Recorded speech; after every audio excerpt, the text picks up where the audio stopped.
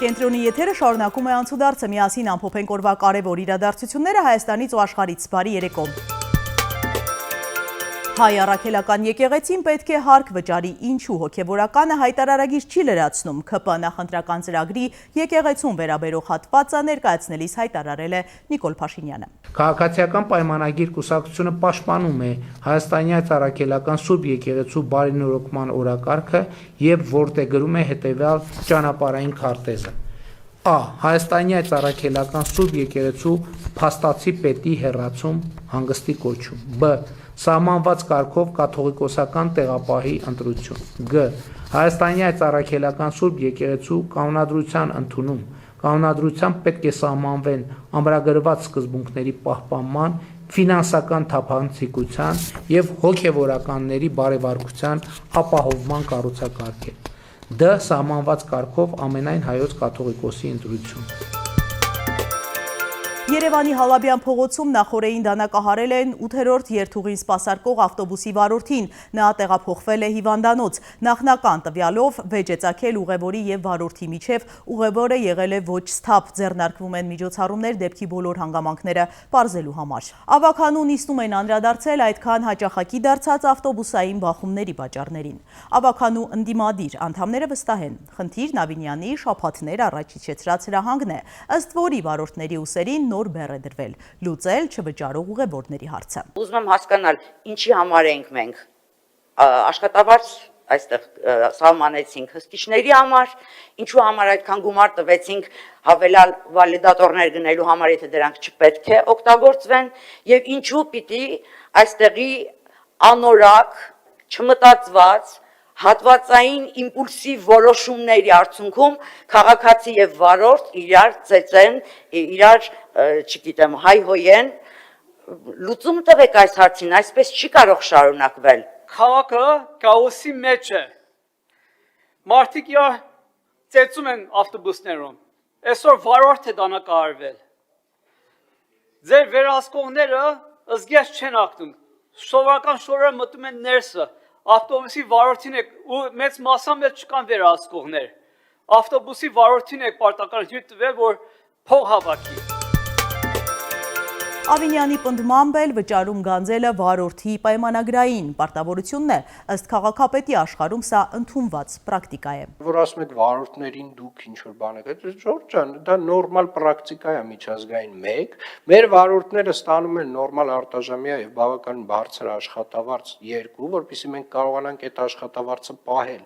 մեր ավտոբուսները հիմնան վերանորոգել, վաղը մյուս օրը էլի նոր ավտոբուսներ գնել 2031 թվականին նոր մեծ խմբականակ ունենք առնելու, նախորդը արդեն փոխարինելու համար։ Այս ամեն ինչը կազմակերպելու համար պետք է կարողանանք հավաքագրել։ Հա, հիմա տենց կարանք ասենք, վայ, էս ինչ եղավ։ Եղավ այն, որ Ժորժ ջան, այս ամբիոնից ասում եք, դե եկեք բոյկոտենք, հիմա ասում եմ հարբած մի հատ թափ-թփուկ, ասում եմ ես բոյկոտ եմ անում, հետո էլ հարձակվում է վարորդի վրա։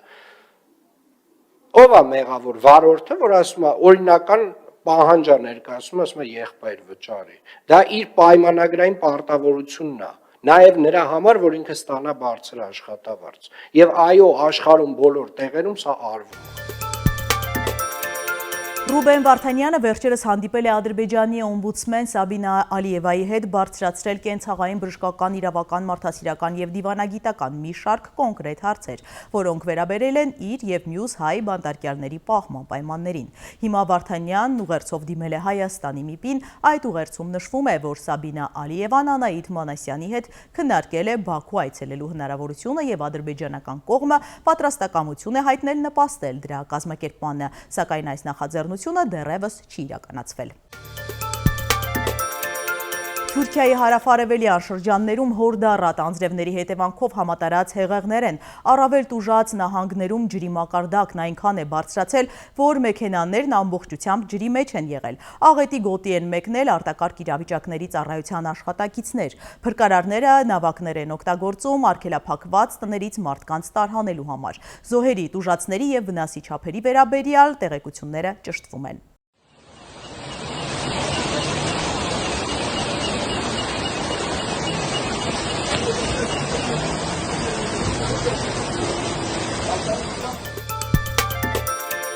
Եթե ԱՄՆ-ն կրկին հարձակվի Իրանի վրա, Իրանը կպատասխանի հենց Ամերիկայի փողոցներում, հայտարարել է Իրանի խորհրդարանի ազգային անվտանգության հանձնաժողովի փոխնախագահը։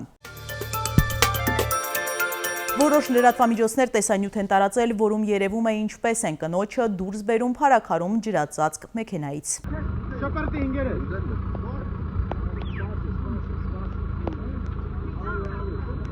Ապրի սուրոն։ Բավոր ասում ենք փրգենք նոր քուրջան, տեսավ ոնց փրգվացի, հաղթում էինք։ Միասին թերթենք մամուլի էջերը։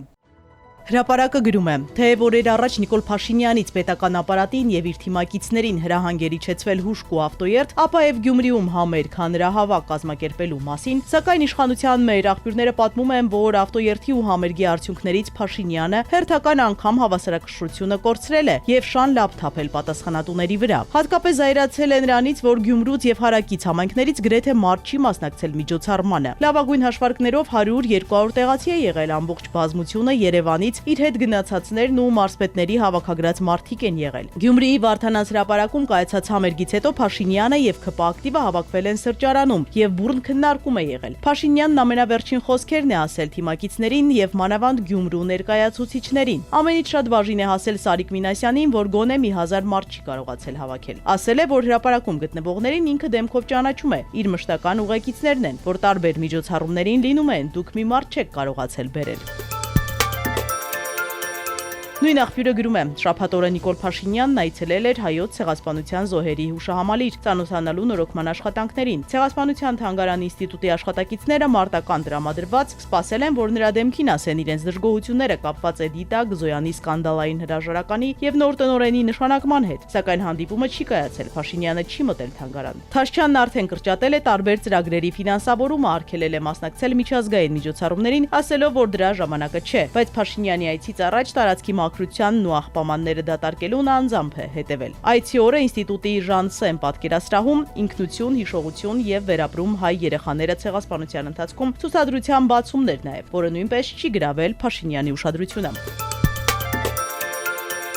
Հրապարակում կարդում ենք. շաբաթ օրը Էդմոն Մարուքյանի Լուսավոր Հայաստան կուսակցության համագումարներ հայտարարվեց, որ մասնակցելու են ընտրություններին եւ հրապարակվեց նախընտրական ցուցակի առաջին հնգյակը, որտեղ տարօրինակ կերպով չկար ԼՀԿ փոխնախագահ Դավիթ Խաժակյանը։ Տեղեկացանք, որ նա ընդհանրապես չի լինելու ցուցակում։ Ավելի վաղ գրել էինք, որ Մարուքյանի թիմն ընտրություններին մասնակցելու հարցում միակարծիք չէ։ Ոմանց համոզմամբ իրենք ավելի շատ վնասելու են իշխանափոխության գործընթացին, քան օգնելու, եւ իմաստ չունի միայնակ մասնակցել։ Խաժակյանն այդ թվում է եւ այդ պատճառով է հրաժարվել։ Երեք նա փորձեց այլ կերպ մեկնաբանել. այս փուլում ունեմ աշխատանքային ծանրաբեռնվածություն եւ որոշել եմ չմասնակցել ընտրություններին, որպես падգամավորի թեկնածու։ Այդուհանդերձ, որպեսի թիմին չվնասի, նա չի խզելու կապը կուսակցության հետ, սակայն հարցազրույցներ չի տալու, բանավեճերի չի մասնակցելու։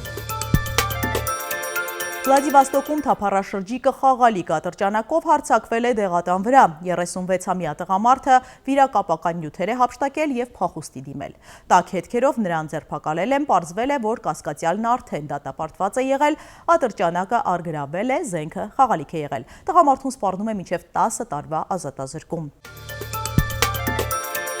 Արգենտինայում ավտոմրցաշարի ժամանակ մեքենան մխրճվել է ամբոխի մեջ, հանդիսատեսներից մեկը մահացել է։ Եզրափակիչ փուլի ժամանակ Volkswagen Polo-ի վարորդը կորցրել է կառավարումը եւ դուրս է եկել մայրուղուց։ Վթարի հետևանքով 3 մարդ տեղափոխվել է հիվանդանոց։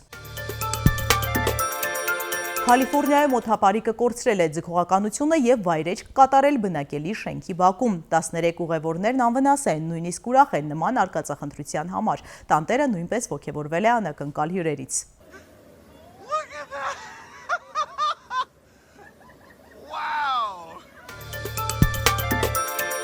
Մոսկվայում տղամարդը սիրելիի համար շքամուտքը զարդարել է 1000 ալ կարմիր վարդերով։ Անակնկալը տպավորել է նաև հարևաններին։ Նրանք նույնպես ծաղիկները տարել են իրենց բնակարաններ։ Հետևեք անցուդարձին, ամեն երեկո կհանդիպենք վաղը 9 ժամին։